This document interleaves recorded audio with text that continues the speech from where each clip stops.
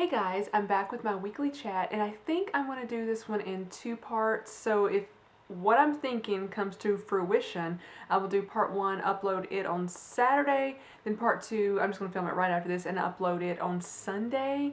And the reason being, I've got a lot to talk about because I want to do the whole health talk.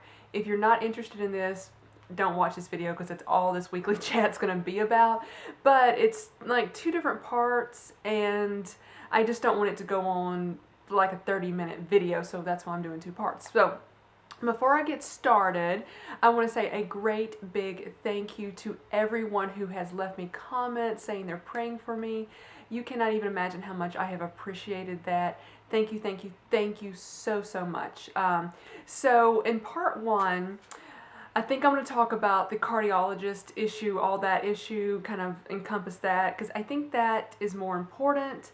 And then in part two, I'm going to do the TMJ video, or TMJ story, because I did go to the oral surgeon this week. But while that is important, I think the cardiologist is a little bit more important anyway. So let's see. First of all, I want to say, just let you guys know, all my tests came back normal. Yes, thank you, Jesus. I'm so happy about that. But I thought I would go ahead and tell you kind of what's been going on. I know I haven't mentioned some things, and I just want to get started. So I have been under a lot of stress lately. A lot of it has been to do with the TMJ issue, so come back in part two if you want to hear about that, if you've not already heard me rambling on about it.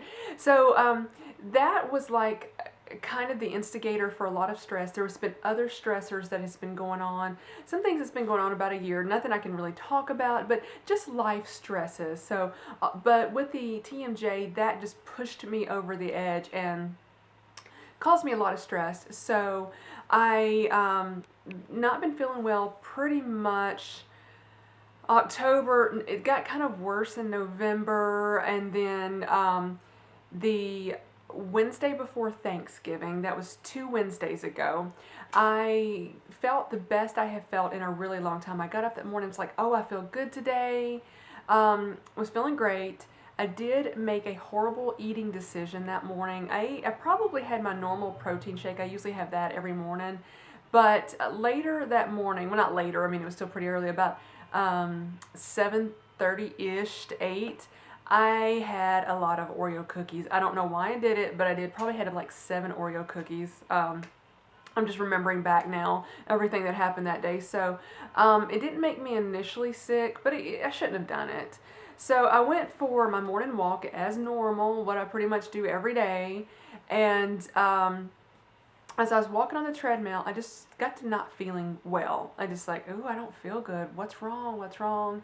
And then as the day went on, I started getting the heart palpitations or the fast heart rate, and it really scared me. And I do have a follow-up visit with my primary care physician, but the last time I went to her was over a week ago, and we are leaning towards the fact I may have had an anxiety attack on that day. I've never been diagnosed with anxiety attacks or panic disorders. I mean, I really don't know a lot about them. I just noticed there's a light coming in back there. I'm actually filming this in the afternoon, so if you want to know what that is, the door's open. Never been diagnosed. I mean, everybody in the world has had anxiety at some point in their life. Think about it. If you have to get up and speak in public, you're probably going to get anxiety if you're not used to doing so. You may get test anxiety, whatever. It happens to everybody. So I've experienced that just all my life, off and on. But not to the point where I actually had an attack about it. So they're so foreign to me that I've really not experienced them before. So other than just recently, I did have another one, but that wasn't as bad. Leaning towards that. So that is what my primary care doctor and I are going to work on next week. Start figuring out what we need to do about that. And I'll mention that when I have the visit with her next week. So on that Wednesday before Thanksgiving, I ended up going to the emergency room, and I don't think I even mentioned that at all. And I said, it was like discomfort in my chest. It wasn't pain, but just like tightness and discomfort, and my heart was just pounding. So they immediately hooked me up to an EKG. They said EKG is normal.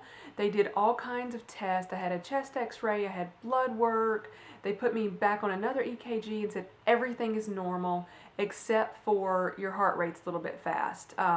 And the emergency room doctor says you may have tachycardia. Well, as soon as she said that, I mean, I was already feeling better, but as soon as she said that, it just triggered almost like another anxiety in me. I was like, what? I know it's a fast heart rate, but it was scary.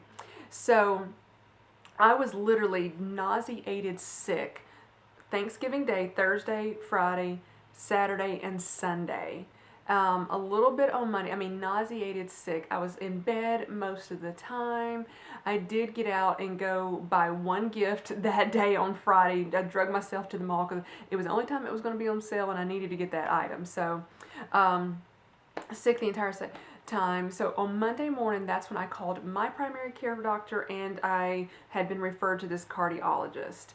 So, got an appointment for my primary care, went to see her. She had more blood work done, called me back.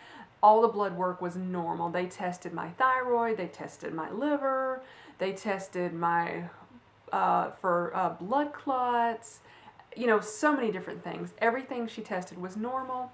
Then I went to the cardiologist Thursday of last week, and he had the Holter monitor. I was calling it heart monitor last week. Holter, Holter monitor put on me. And I had that put on Thursday, and if you watched last week's chat video, I was wearing it in that video. I don't know if you read the description bar or not, but I put a little disclaimer in there. On Friday, I took it back to the lab because you have to return them back, and I got a call about 12:30 Friday afternoon, and they told me there was no data on it. I was going to have to come back to the lab on Monday and have another one put back on me. Well, let me digress for a moment. When I had that first Holter monitor put on me, the lady that was doing it, I'm not going to say everything she said because it was so unprofessional in that situation. Let's just say she looked at some of my body parts and was asking me questions about them that had nothing to do while I was there, and that's all I'm going to say. Highly unprofessional. And then she struggled to get the heart monitor on me. She could not get the leads, they just stick on you. She could not get them placed properly. And she worked, I'm going to say it was probably 5 minutes, maybe a little bit longer, but it felt like 15 to 20 minutes. She was just trying to get them on me. That she was looking at the machine, and I was like, what's going on? And she's like, well, these are brand new machines. We've not used these before, and we're just trying to learn them. And I went, great, I'm the guinea pig today. She finally called another person in there to help her. That person got the lead she thought placed properly on me. She set the little thing, you get a little computerized portion of it, and it has like a timer on it that counts down. So that's all I could see was it says it's this time of day and you've got this many hours left. That's all I can tell you is that either it was a bad monitor, even though it was brand new, never been used before. She says no one has ever used this one before.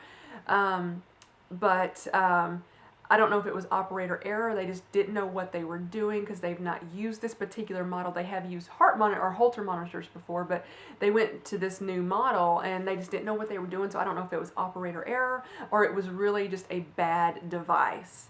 Regardless, I had to go back on Monday morning and have another one placed back on. So I actually got a different technician. They're actually phlebotomists where you get your blood drawn. They're the ones that are putting it on. Got a different one that day. She slapped that thing on me. Not really slapped me, but she put it on me. I was in and out. She probably had it on me in less than 2 minutes. Had it set, I was in and out in 5 minutes. Not a single problem. Turned it back in on Tuesday. And then I was actually just not feeling well. It made me, again, really, really nervous. Just the whole process is making me nervous. So I was like, I can feel my heart beating. I was fine most of Monday, but Monday night I was feeling really anxious about it. And then Tuesday I got sick again, just nauseated sick on Tuesday. Did not have a good day on Tuesday. Went, Wednesday I went to the oral surgeon. Come back in part 2. Thursday, today's Thursday, I'm actually filming this Thursday afternoon. I went and had, at 8:30 this morning, I went and had my echocardiogram, heart ultrasound done. So they put leads on me. I had an ultrasound done of my heart, and I've got to tell you, other than having a root canal, that was the most uncomfortablest, is that a word?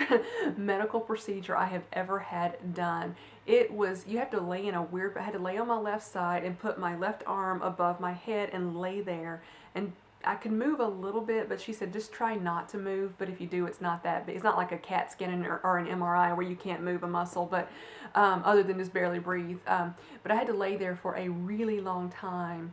And then she would have me move just a tiny bit, and then she would like press the ultrasound device into my chest.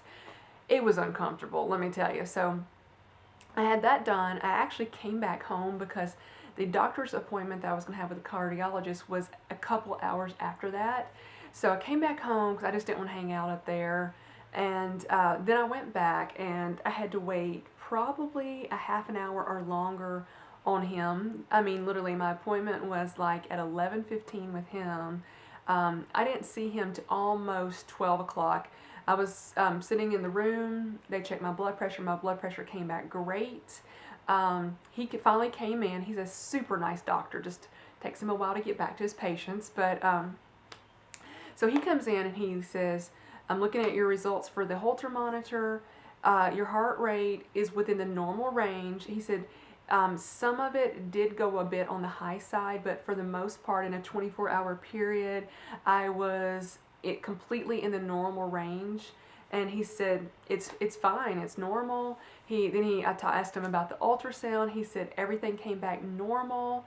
He said that something about, and I don't want to put words in his mouth because I can't remember all the medical terms, but he said, like, your heart did skip a beat 7 times in 24 hours. And I'm like, is that something I need to worry about? And he's like, oh, no, not at all. He said, that's actually normal. He said, I could put anybody on one of these monitors and that would happen. He says, I have one patient that it does it 1,700 times in 24 hours, and mine did it 7 times. So he said, nothing to worry about. Everything is normal. He said, since your heart rate did go up a little bit, and it went up kind of high at 7:30 Tuesday morning. I said, well, I was really running around doing something at that time, just really moving. And then he said it did go really lower than normal at one point in time, but other than that, it was normal. But he says, since has been bothering you, and I can actually feel it when I'm laying down, and I don't know if that's just, it's really sticking out in my head at this point. He said, I'm going to put you, if you want to take it, you don't have to, but he said, I'm going to prescribe you a beta blocker. And he said, I'm giving you the lowest dose as normal, and that will slow the heart rate down just a little bit. He said, try it out. If you feel better, keep taking it. If you feel worse, stop taking it, because he said, my blood pressure was actually on the low side of normal, within a normal range, not super low, but on the lower side. It finally calmed down. And he said, this medicine could cause my blood pressure to drop. And then he says, just see how you feel on it. If you feel better, keep taking it. If you don't, it's okay to go ahead and stop it, because he said, I'm on the lowest dose possible for it. And so other than that, all my tests have come back normal on that note. So I am so thrilled about that. Again, thank you guys for sticking with me, praying for me. I really appreciate it. So that's what's been going on. I'm going to go ahead and film part 2 with the TMJ story, and oh my goodness, I've got news about that one. And then when I go to my primary care physician, I'll give you any follow-up information I'm going to talk to you about on that side. So thank you guys so much for watching. I'll talk to you later. Bye, everybody.